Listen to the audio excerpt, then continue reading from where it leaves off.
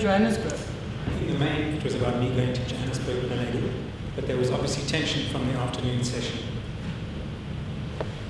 And on the 22nd of February, the morning when she left for work, you were still resolved to travel to Johannesburg? I was, my lady. And it would have been on the 22nd that you traveled to Johannesburg? I was going to go in the late afternoon on the 22nd, yes. How, just so I understand your evidence, Mr. Packham, how did you go from traveling to Johannesburg that afternoon to that morning going to find your wife a vehicle? I'm sorry, I don't understand the question. The morning when your wife left, you were resolved to travel to Johannesburg later that day. That's right, my lady. So what happened that made you think that that specific morning you were going to go look for a vehicle for your wife?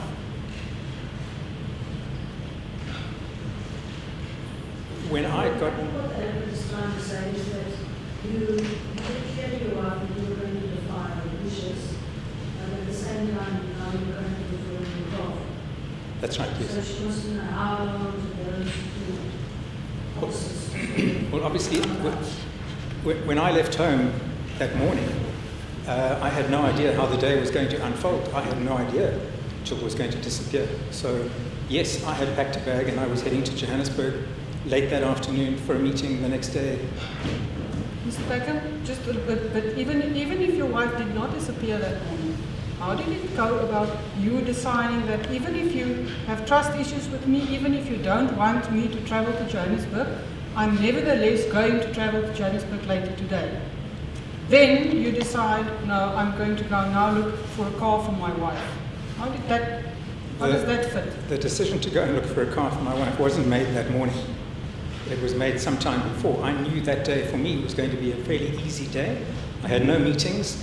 I simply had to be at the airport at about 3 in the afternoon. So I had time in the morning, and I thought I could get away and spend some time looking to see what motor cars I could find. So there's no clash between me deciding to go to Johannesburg and me looking for a motor car for my wife for her birthday. So you're saying her attitude towards your traveling to Johannesburg made no difference to you with regards to buying her a motor vehicle? No, that's not what I said. Milady, in the discussion I had with her about my trip to Johannesburg, she understood. I understand. My wife understood why I had to go to Johannesburg. She simply didn't want me to go to Johannesburg. There's a difference. I did not want our personal problems to be something that carried over to my work. She understood that. She didn't agree with it. So that's how we left that discussion that morning. I, at the same time, was already planning to go to search or start the search for a motor car for her, which is what I did on leaving home. So that particular morning had been your planning all along to start the search for a motor vehicle for your wife? No, the search had already begun, but I wanted to spend some time going to different used car lots to have a look and see what was available and what the price range was going to be. And during the search for used cars, sir, did you actually speak to dealers? Did you stop at dealerships? Get out of your vehicle? What was the process that you followed? Yes, I stopped at a number of dealerships. I didn't speak to people. I was there in most cases before they opened, but I was having a look at the stock that was on the yard and having a look at mileage, prices, models, etc. So if there was any of those yards equipped with security footage, they would be able to see you moving around in the lot? I guess so, my lady.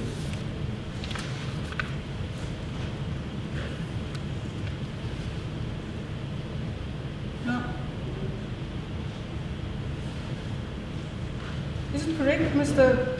Packham, given your evidence and the evidence on record during the state's case, that on the 22nd of February 2018, you were in a relationship with both your wife and witness X? That's correct, yes.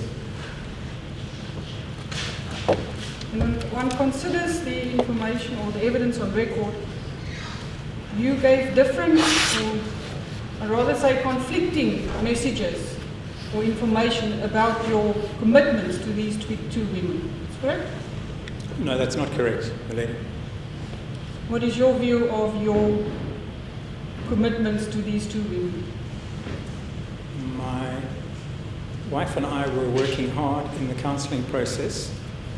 Witness X, as you call her, was well aware of that and had unselfishly encouraged me to see that process through. Her view was, having herself been involved in a divorce, see the process through and see what you can do to resolve it. If it doesn't work out, that's something else. But as far as my commitment at that point in time was concerned, I was 100% committed to the reconciliation process and to our marriage counselling process. I did not know what the outcome was going to be, but I was giving it a full go. And Witness X was supportive of that. Now, if you have a look, Mr. Packham, at Exhibit K, the statement you sent to Ms. Terry Adams, then if one has regard to the content of this, one would tend to agree with what you've just testified to. Because in this statement, you say, in the 4th paragraph, Exhibit K, the 4th paragraph of the first page thereof. I never wanted to break up the marriage and never stopped loving her despite the affair. Correct?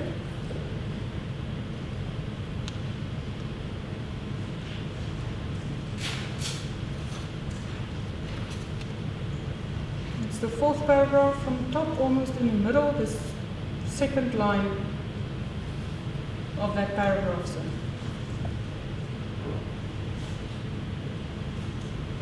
The 4th paragraph. Yeah. It starts with, I deeply regretted what I had done. I knew in telling her the truth that I was risking the marriage, but I wanted to come clean and be honest with her. I never wanted to break up the marriage and never stopped loving her despite the affair. That is in line with what you just testified. Very much so, yes, lady. But then, sir, also in this statement, where you refer to the fact that you wanted to save the marriage, you also said that I had voluntarily disclosed to her. That is in the 3rd paragraph, the 4th paragraph. The paragraph starts with, over the period November 2017, early February 2018,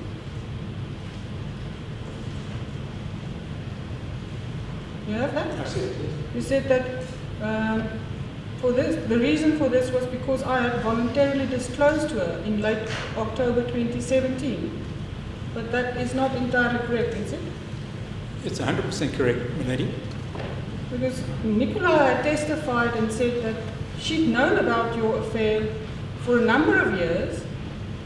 She had told you basically that you now need to reveal to your mother the truth of the relationship or the fact of the relationship, otherwise she would do it herself.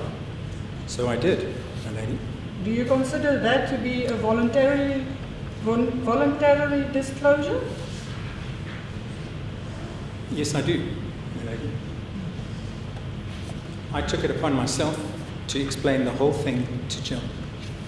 I wasn't coerced by anybody. Nicola encouraged me, but it was entirely my decision. And I approached her and told her about it voluntarily. So had Nicola not told you to tell your wife about the affair, would you still have revealed to her at that point in time?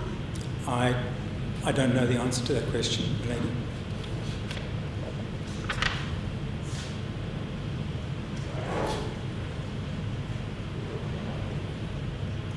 Also, further in Exhibit K, you say,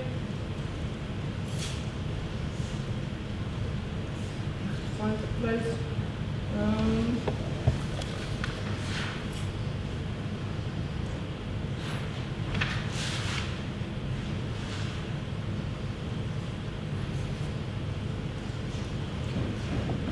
I did my best to cooperate and not to create any new trust concerns for her with reference to your wife.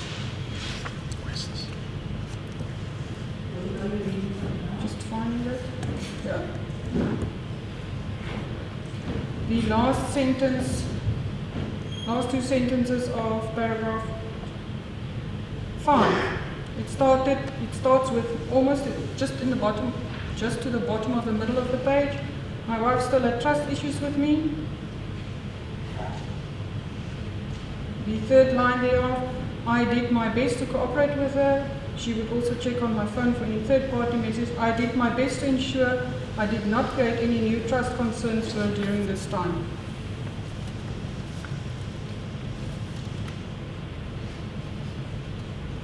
Isn't it true, Mr. Packham, that at that time you had still been seeing witness X? I'd still? You had still been seeing witness X during the time that you say you were trying not to create any other trust issues for your wife. Yes, that's true, my lady.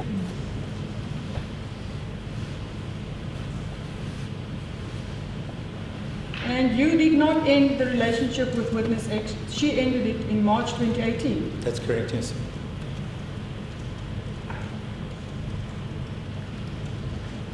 Nicola's evidence was, and it appears you were probably the source where she got it from, is that last session on the 21st of February 2018 with your therapist, it was a full disclosure session with absolute honesty issues, correct? That was the case in every session, yes. The joint therapist, correct? Was Yes, that's correct, my lady. So are you saying that in all the sessions that you had with your joint therapist, full disclosure of your affair was always an issue? From the outset, yes. From the outset? Yes. The whole process of marriage counselling, I don't know if you yourself have experienced it, is in both parties being completely honest with each other. It's an extremely difficult process to go through because the party giving the information inevitably is causing hurt and pain. Mm-hmm. And it was extremely difficult to go through that process. So every session we had, we were encouraged to be as honest as we possibly could so that we could be as constructive as we possibly could. And it's a contradiction to be constructive, but at the same time knowing that one was causing harm and hurt. And it was only on this 21st of February 2018 that you chose to reveal that you actually had feelings for witness X, whereas earlier you had said you did not have, there were no feelings involved. I did not say that, lady, but part of the conversation on the afternoon of the 21st was around that, but it had been touched on a number of times before, and it was a case of... Did you at the session with your wife and you was told that you saw witness X and last night the day? No, I did not, my lady. Did you tell them that you saw feelings for it? I had at a number of sessions, and I did again that day, yes, my lady. You see, Mr. Packham, when Nicola testified, she said that that had been the whole issue about your wife's unhappiness regarding the session on the 21st of February 2018, that where before you had said there were no feelings involved, now you had disclosed that there were actually feelings involved.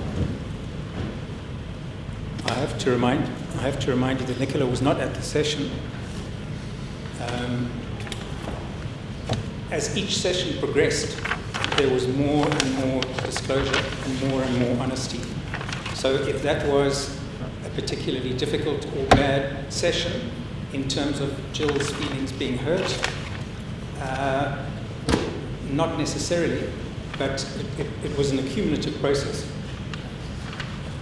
So it wasn't, according to you, that was the first time the feelings for witness X was revealed?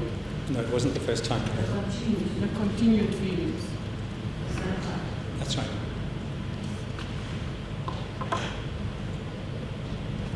So Nicola, according to you, had it wrong when she said that was the fact that your wife was upset about.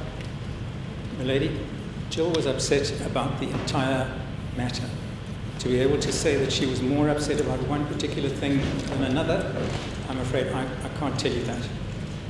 She was upset about the whole thing. And from your earlier answer, about 2 answers back, Mr. Packham, it appears that you in fact did not disclose the totality of your affair or your dishonesty in your marriage to your wife from the onset. It was a bit by bit revealing. That's correct, milady.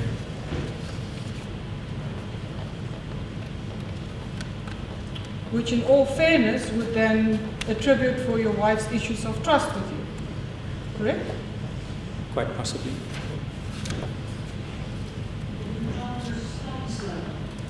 Sorry, lady.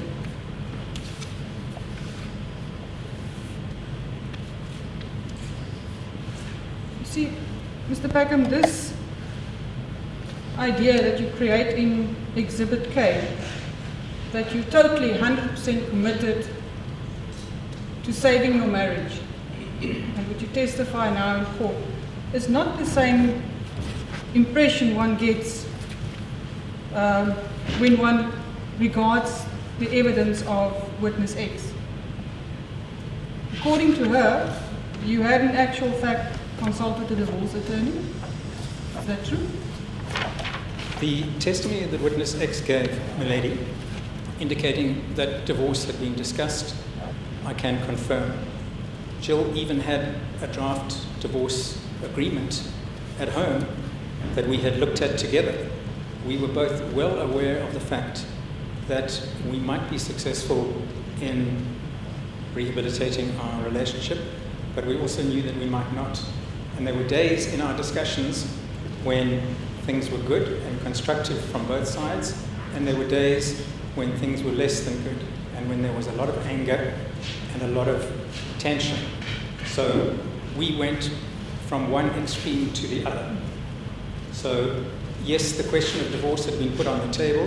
It was put on the table because it was one of the options that we might have to get to.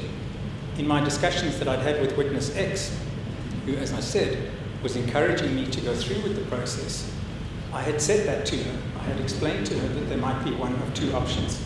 We might get things right, we might fix it, we might not. So it was an ongoing, open discussion.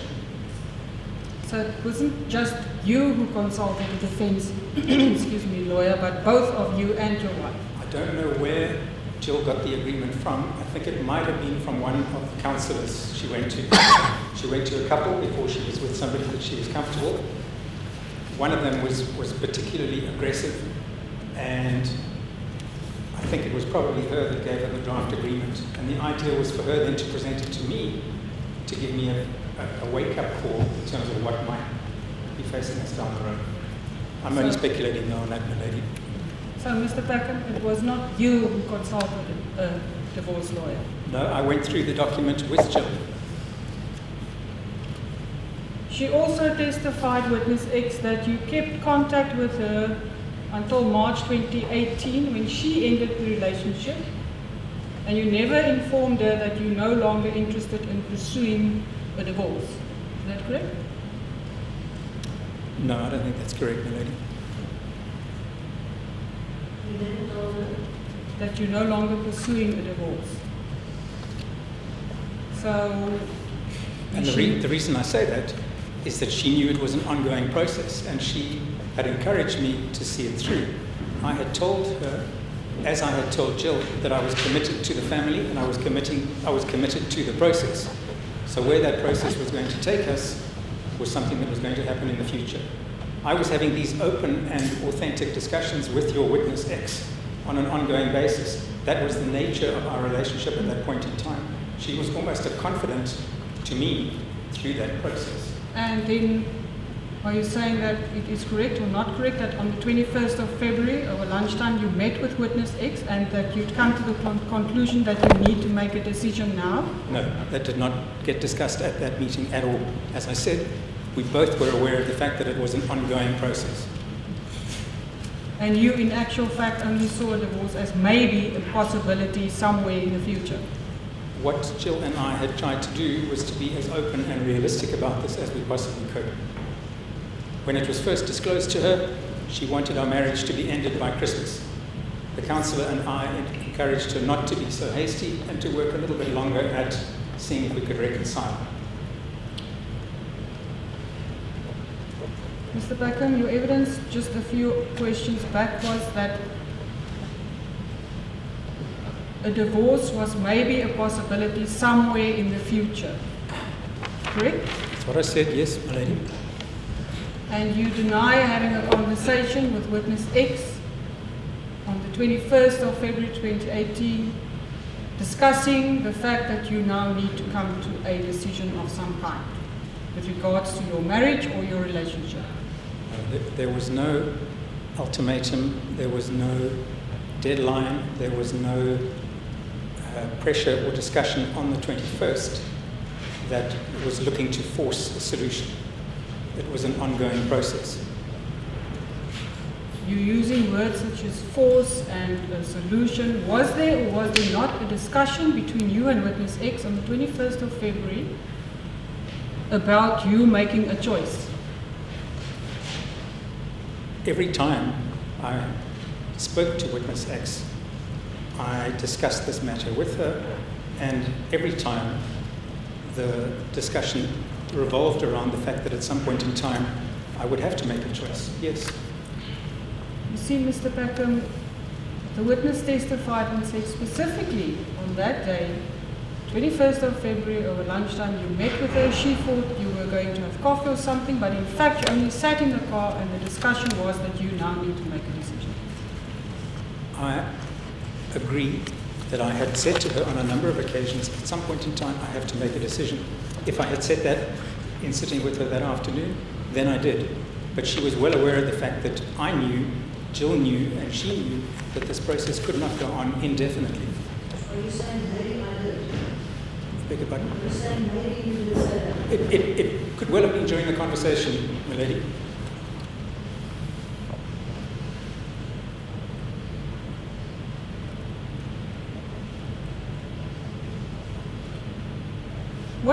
What was the trend of the discussion that made you make a remark to her, witness X, that you loved your life but not your wife? As I said, that was a comment that it's a soundbite from a conversation we had probably 18 months ago, and it was at a difficult time, and those were the words that I used, yes. But you said 18 months ago when you were 18 months earlier. No, as I say, it was sometime during 2016, as I recall, my lady.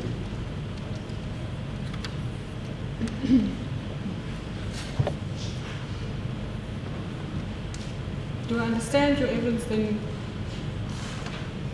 Do I not understand your evidence, Mr. Packham, because it appears that up until the 22nd of February 2018, you had been still going through a difficult time with your marriage and your relationship with your wife. That's correct, yes. That's why we were still having marriage counseling. Yes.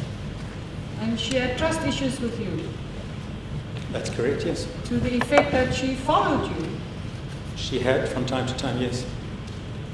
to the effect that she would check up on you with your work colleagues. That's correct, yes.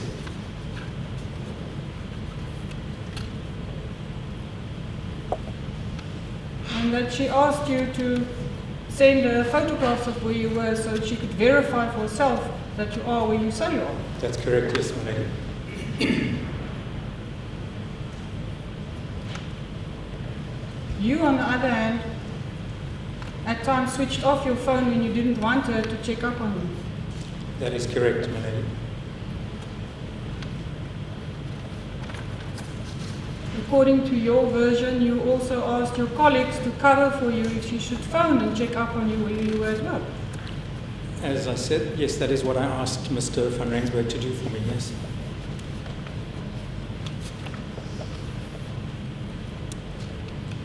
Did it ever occur to you, Mr. Packham, that if your wife was to find out how you're trying to circumvent her checking up on you or verifying your movements, that that might actually strengthen her issues of trust in you rather than helping her trust you again? I was very aware of that, my lady. I had actually told Gill about some of the discussions I'd had with witness X. And although she wasn't happy about that, I did explain to her that the feeling of witness X was that we were doing the right thing in trying to progress the marriage counseling process.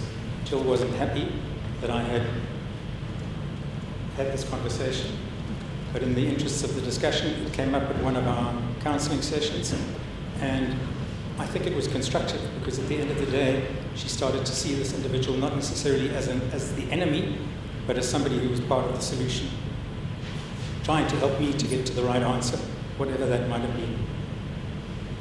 Mr. Packham, with all due respect, are you seriously telling the court that you thought getting advice from your mistress in saving your marriage would be acceptable to your wife? I didn't say that at all. I simply said that in a conversation with my wife, I had mentioned that I had spoken to witness X about this.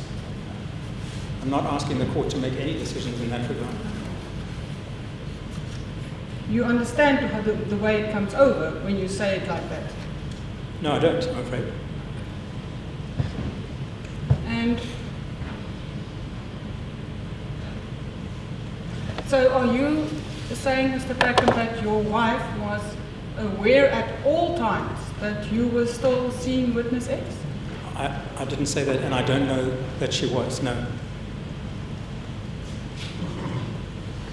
Because in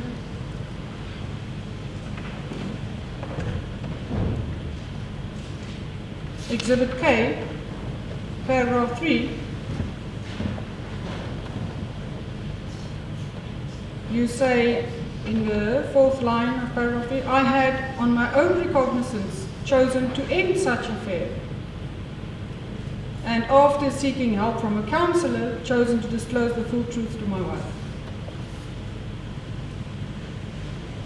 That's what you say in your affidavit that you sent. That's to correct, Ms. yes, Melody. And as I previously pointed out to you, Mr. Packham, you did not end the relationship. Meeting witness X for coffee does not necessarily mean I was maintaining the relationship. She was a friend at that stage. So if she says, according to her, the other person in your relationship, witness X says that as late as the 1st of March 2018, you still went to see her at her work. That's correct, yes.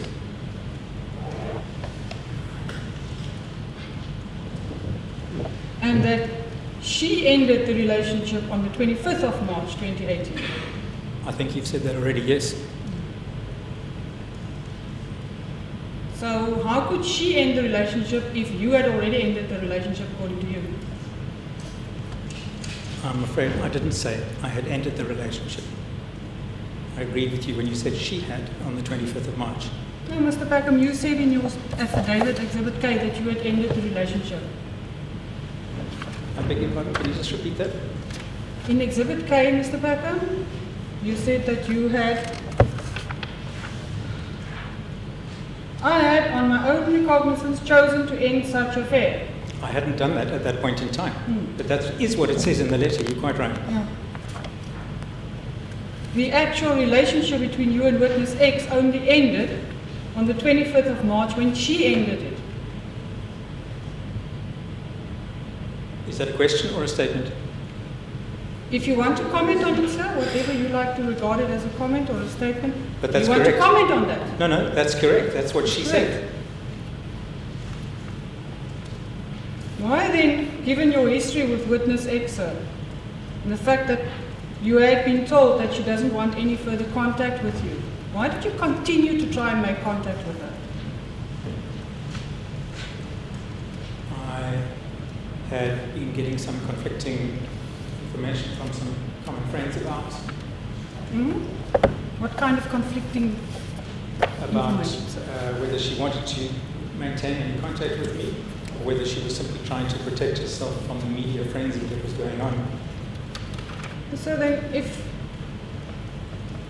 you get a letter from her attorney saying, please stop trying to make contact with witness X, why don't you accept that as a real indication in black and white, in writing, please stop? That's a good question, milady. But as I said, I had been receiving conflicting information. So, am I correct, Mr. Packham, that you decided which information you're going to accept and which advice you're going to follow? I can understand that you see it that way, yes.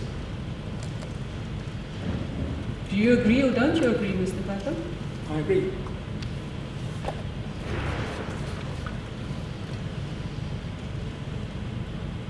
And on the 24th of February 2018, that's 2 days after your wife went missing, sir, she says you sent her a message to say the madness will soon be over and then you can be together. I did send that message. I don't remember doing it. What I was doing is trying to reach out to her. I needed to talk to her. I needed to talk to somebody who understood where we had been and where I was in this mess. Do you understand, Mr. Packham, that that type of message creates the impression that you and witness X were still together in a relationship and that you wanted that relationship to continue? Not necessarily, my lady.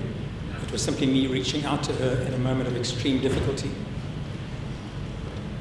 How do you see then to say to somebody that you've been in a relationship with for several years, discuss the possibility of choosing between her and your wife, then you say to her that when this madness is over, we can be together? What do you see in that, sir?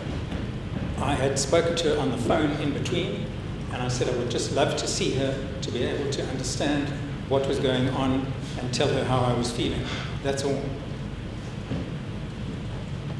So it wasn't meant for her to understand that you still want to be in a relationship with her, No, that was not the intention, my lady. even though it might create that impression with her. Possibly.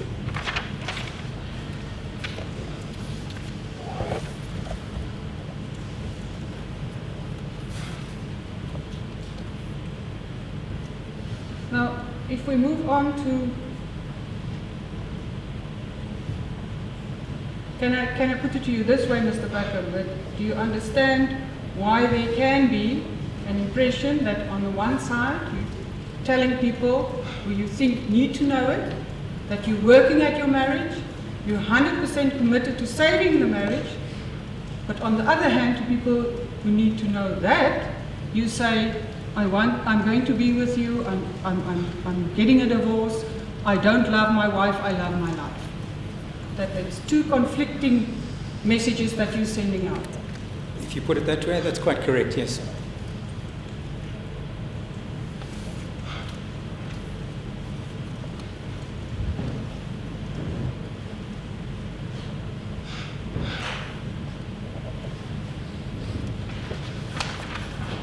Now, on the 22nd of February, Mr. Packham, the morning, you confirmed that your wife left your home before you did. That's right, my lady.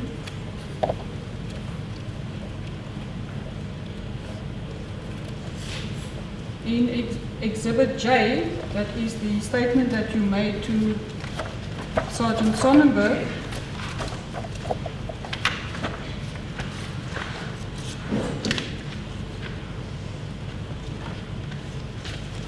in the second paragraph thereof, you state that your wife left at about 7 o'clock and you soon thereafter went to work. That's Correct? right, yes. And you testified this morning also that she left, your wife left around 7 o'clock. I did, yes, my lady.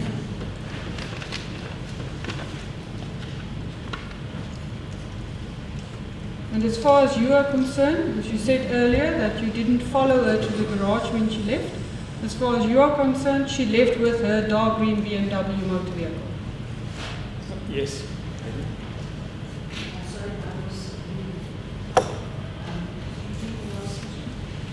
When the deceased left her home, lady, she left with her dark green BMW. As far as the witness is concerned, although he didn't follow her to the garage. And the witness agreed with that.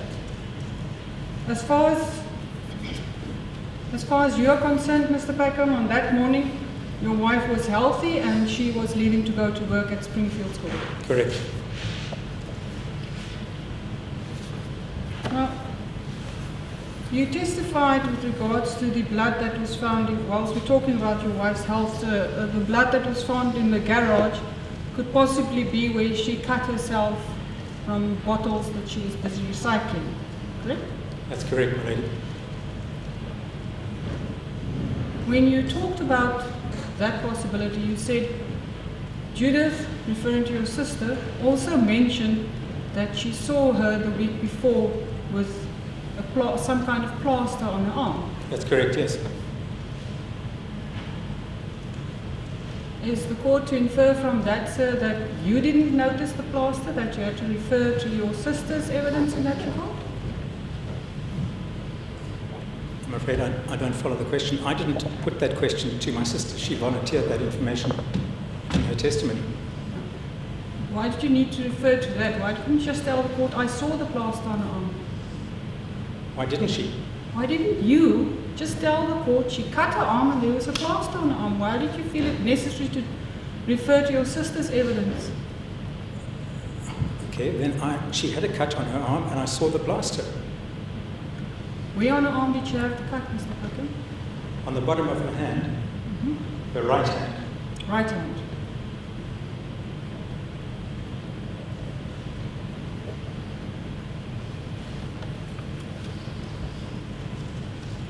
Was it quite a big cut, or what size would you I estimate? didn't see the wound itself. She said she put her hand under a bag to lift it and cut herself. I don't know any more about it.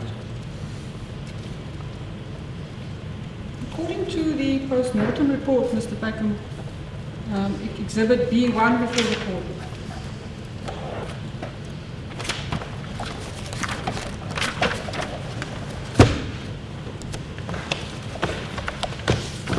I can refer you to page 2 of Exhibit B1,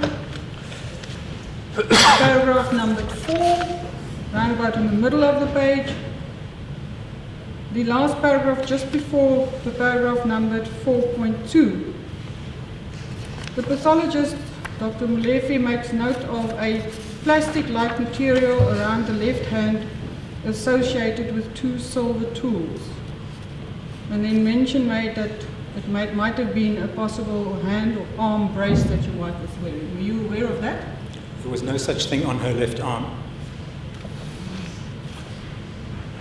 So you don't know where this comes from? There was no wound on her left arm.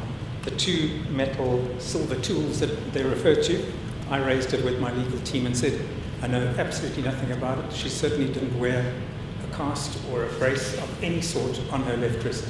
I can only assume it must have been something that was in the boot of the motor vehicle. Because if it was in reference to the cut that she told you about, it would have been on the wrong hand. There's absolutely no link between the 2, my lady.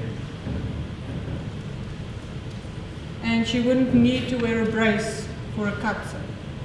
No, not at all, my lady. It says there was a plastic material around the left hand. It certainly wasn't a medical thing that she had on. It must have been something that was in the boot of the car, my lady.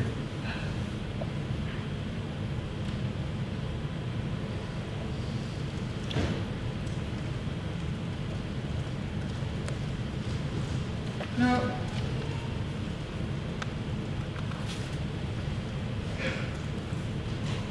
would you agree, Mr. Packham, given that you had testified this morning that after receiving information that your wife did not arrive at work in actual fact, you went driving along different possible routes that she could have followed that morning to reach school? That's correct, yes.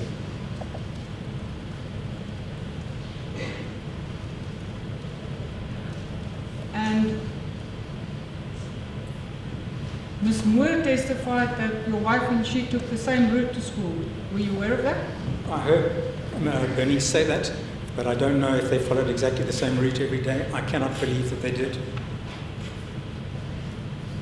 Did your wife ever told you that she and Bernice followed the same route? She said that Bernice came past our home on her way to work, and she also used to take one of the various rat runs to get to school. Which one, I don't know. Whether they used the same one, I don't know. So how can you then say you can't believe that she might have taken the same route as your wife? Because it would be too much of a coincidence if they took exactly the same route every single day. because Gill had told me that she takes a different route nearly every day. Wow. If Bernice did too, and it happened to be the same one that my wife was following, then yes, they were clearly following the same route every day, but I don't know. But on the 22nd of February, after receiving information that your wife is missing, you followed or drove all possible routes that you could think of that she might have taken to get to work. I certainly tried to, yes. And you did not spot the dark green BMW. No, I didn't. You did not see your wife next to the road alone.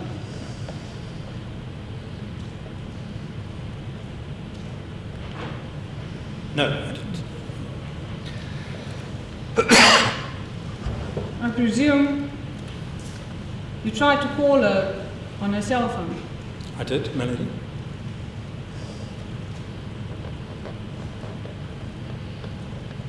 Did you manage to get hold of her? No, it cut to voicemail both times I phoned. Both times, you say during the course of that day? I phoned her twice as I was leaving the school or as I was leaving work, and it was clear to me that her phone probably was off. My children throughout the day said they had also repeatedly tried to make contact with her, and she simply wasn't picking up her phone. After the 2 times that you phoned Mr. Packham, did you ever at any time during the course of that day that you were driving around looking for your wife, try to call her again, just in case she switched on her phone? No, I didn't, Melody.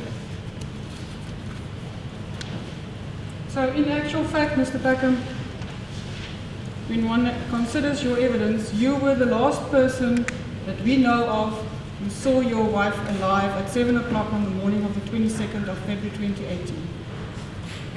Yes, Melody.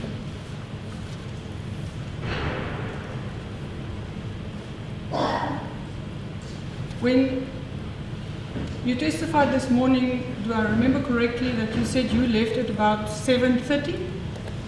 That's correct, yes. Did you see anything when you left home on your way to go and look for motor vehicles? Did you see anything that could give you an indication as to what might have happened to your wife? I did not.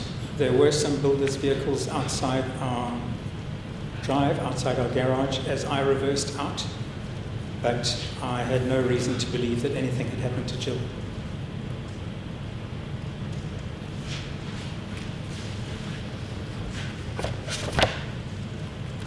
So, Mr. Packham, if one looks at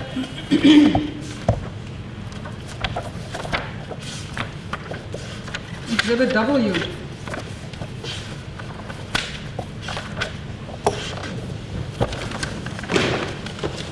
it is the still photos taken from the CCTV footage at number 28 Riesling Road. Yes. It appears that on that same morning, about 4 minutes after you left your home, your wife's vehicle is seen driving past number 28 Riesling Road. Yes, I see that. And when you have regard to the original footage, not the stills, it appears that the vehicle is driving at a slow pace. It doesn't appear to be driving fast, trying to get away as one would expect. I haven't seen it. You haven't seen the footage.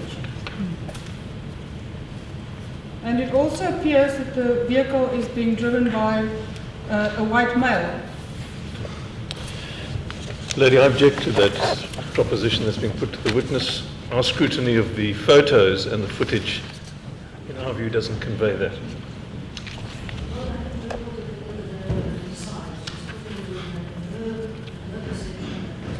If she says in her view that's what is seen, then that is acceptable. Please, Mr. Packham, in my view, this is what I will argue to the court, is that the vehicle is being driven what appears to be a white male. I note that, milady.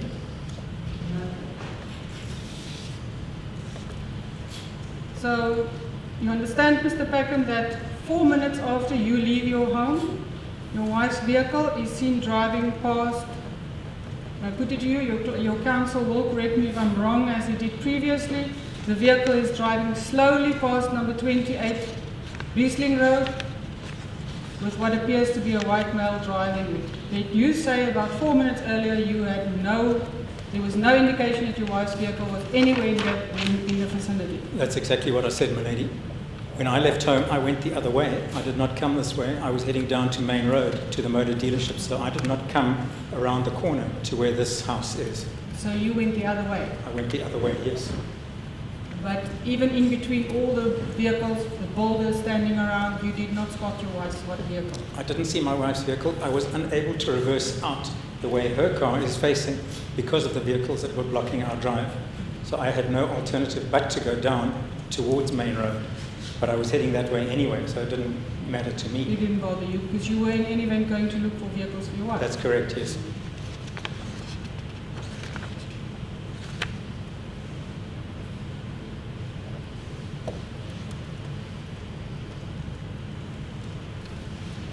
Are you suggesting, Mr. Packham, that your wife's vehicle at 0734, as observed in the CCTV footage of number 28 Riesling Road, was being driven by your wife?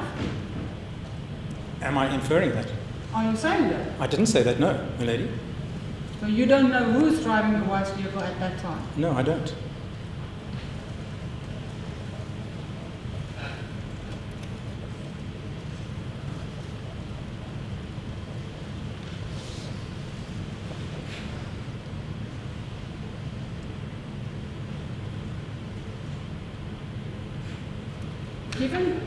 Given that you've been driving around possible routes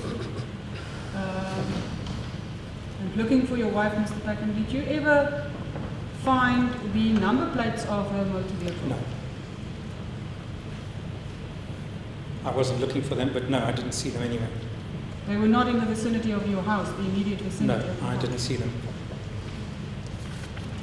Even though it appears, if I'm not mistaken, from Exhibit W, that by 0734, the number plate, at least the front that one can see, has already been removed.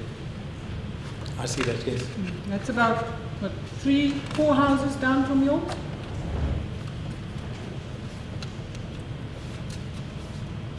So whoever was driving the vehicle and had removed, at least as we can see in this photograph, the front plate, had taken the plates with them.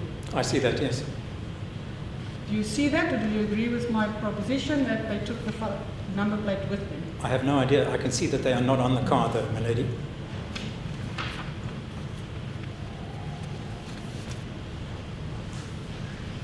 Now, if one has regard, Mr. Packham, to Exhibit CC, that is the extrapolation of your cell phone calls done by Warrant Officer Harvey, and where you also put the two types of cell data together, the AMA and the GPRS, so that there is one continuous timeline of events.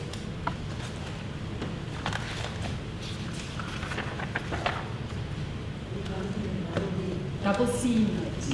C. CC. Like in the registration number, I think Kimberley.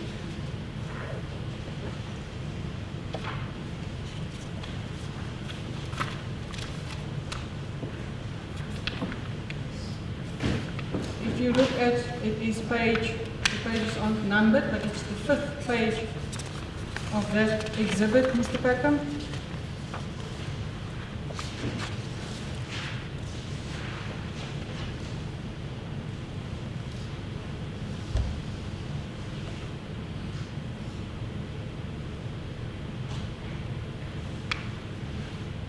Do you agree that if one reads the calls in the time frames and chronological order there, if I can refer to you because that's easier, to the column with the heading Other Party ID / comments. Do you have that column? Yep, I see that. There are two notes, RP at home, RP at home, right below each other, which is roundabout indicated as 07:28 in the time frame.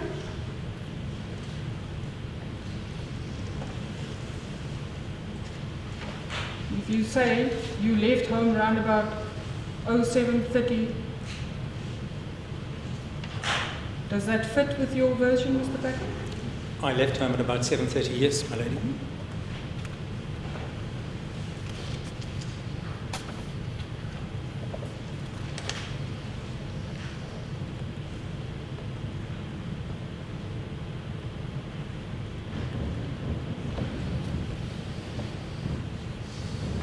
Then, except for your earlier comment, Mr. Packham, that during the course of the day, had there been second-hand motor vehicles fitted with or making use of CCTV cameras, the first time you are seen by anybody other than your wife on the 22nd of February is when you arrive at Twiza plant at around 10 to 10 that morning. I think that's probably true, my lady. And if one looks at the exact time, my lady, from exhibit M is 09:47, around about 10 to 10. And if one then looks at same exhibit CC, same page where we've just been, Mr. Packham. If you go down almost to the bottom of that page,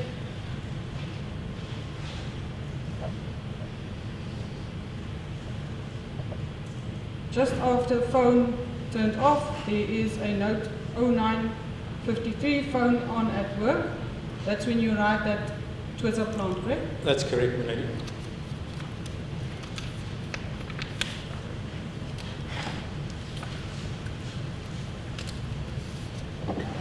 Now, at Mr. van Rensburg's evidence was that at around 12:23, I think, he gave the precise time, you called him and made a request to him. That's correct.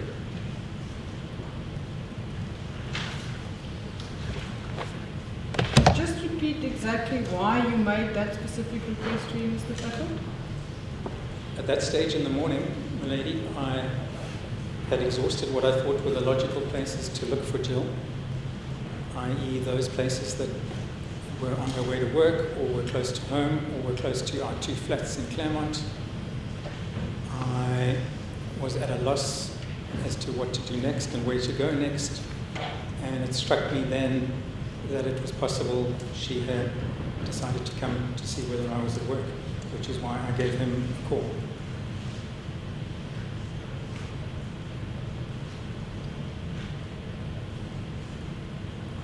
So you thought at that time she might already have been at Twiza to check on whether you were there? I had no idea, my lady.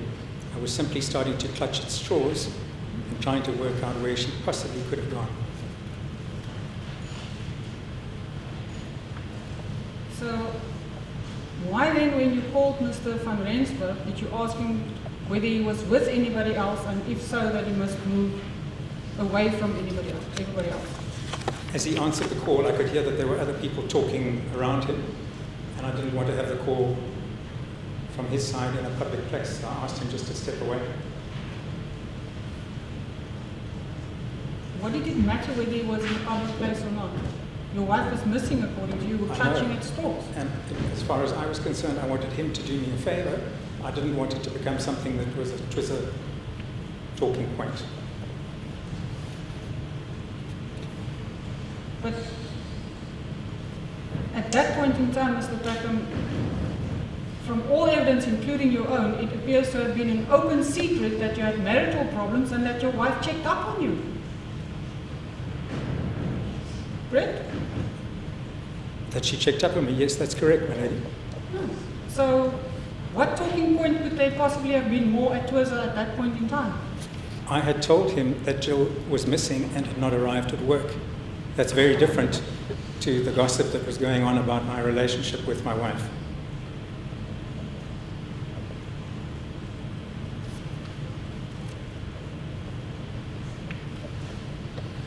And what exactly did you ask him to do? What I asked him to do, very clearly, although he obviously must have misunderstood, was to keep an eye out for Gill, such that if she came to the plant, he should just let her know that I had been there from about 8:30, but I had now gone to look for her, as well as saying if she called, if he could give her the same message. So there were two things you asked of him. It was either if she called or if she physically came to the plant.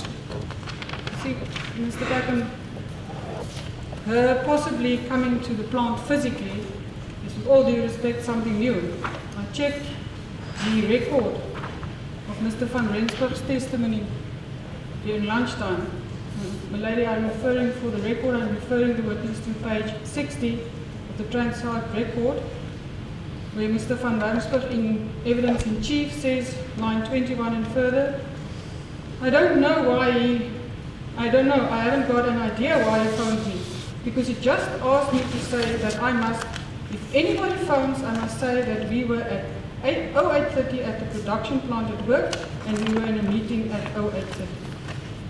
He did say that, but you'll see, milady, if you look a little later in the transcript, he also concedes that he was supposed to be referring to should Gill call or should Gill come to the plant.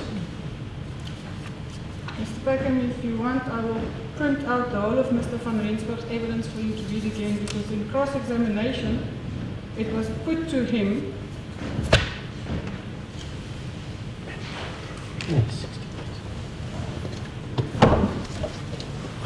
after it was addressed whether he called you buddy, which he said you never did, you only called him Woody or Wood.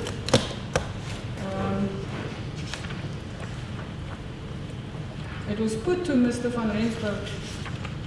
And I understand from him, Mr. van Rensburg, that he called you and asked that if Jill called to tell her that he had, referring to you, been around in the plant from about 08:30 in the morning. Would that be correct?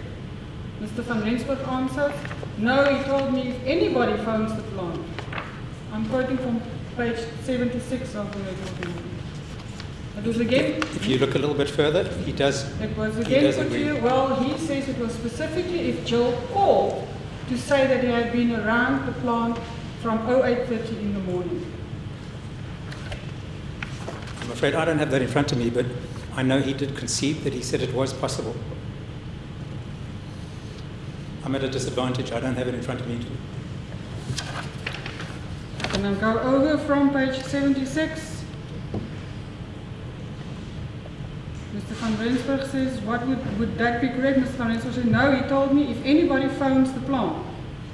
Mr. Webster says, well, he says it was specifically if Jill called to say that you had been around the plant from 08:30 in the morning.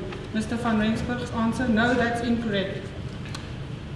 Lady, in fairness to the witness, if my learned friend wants to take him to task with aspects of the record, he should be able to have that in front of him in order to respond.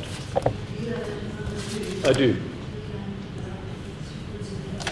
But he's being called upon to give the answers, and she's taking selective aspects. He's talking about a concession that's made, my lady.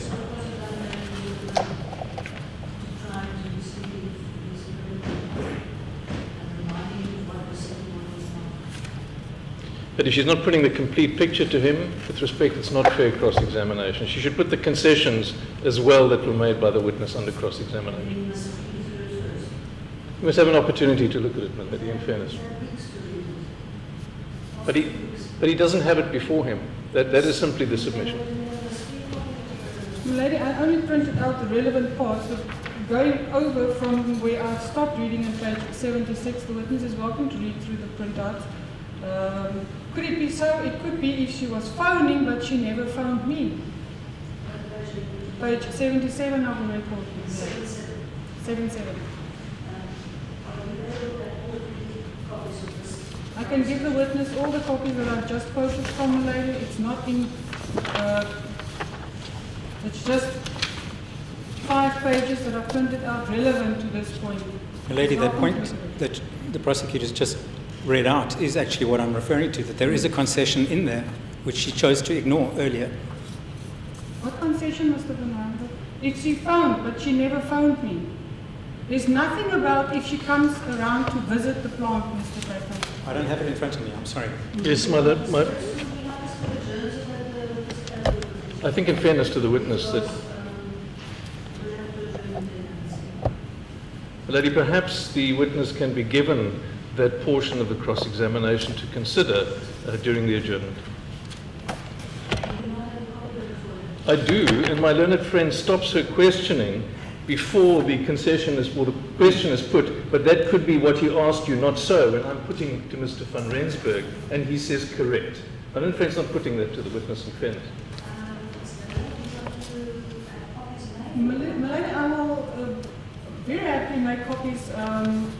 The question is not whether Mr. van Rensburg says it's correct or not. It's with reference to the fact that the deceased might have visited the plant. That is not conceded in the record, Milady, but I will make a copy for the witness and make it available.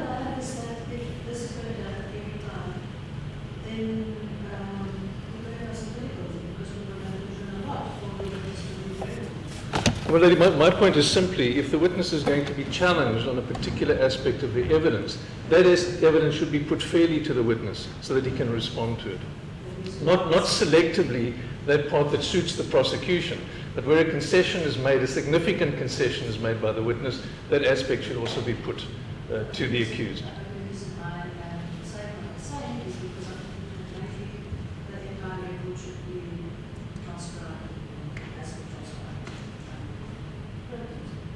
Yes.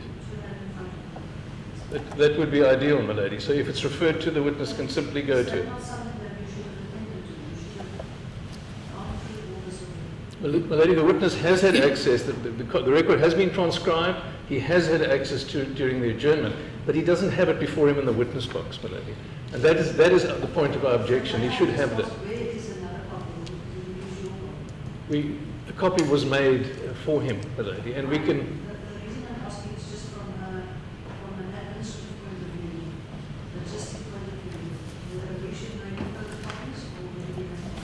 We will ensure, my lady, when we adjourn, that the witness has a copy to take with him and bring back with him to put in the witness box tomorrow morning.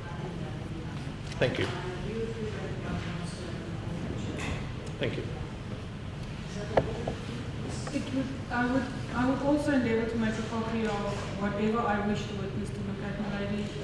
Maybe that is still going to be objected to, as Mr. Webster is But not executive. No, because Mr. Webster is going to say what we should have entirely.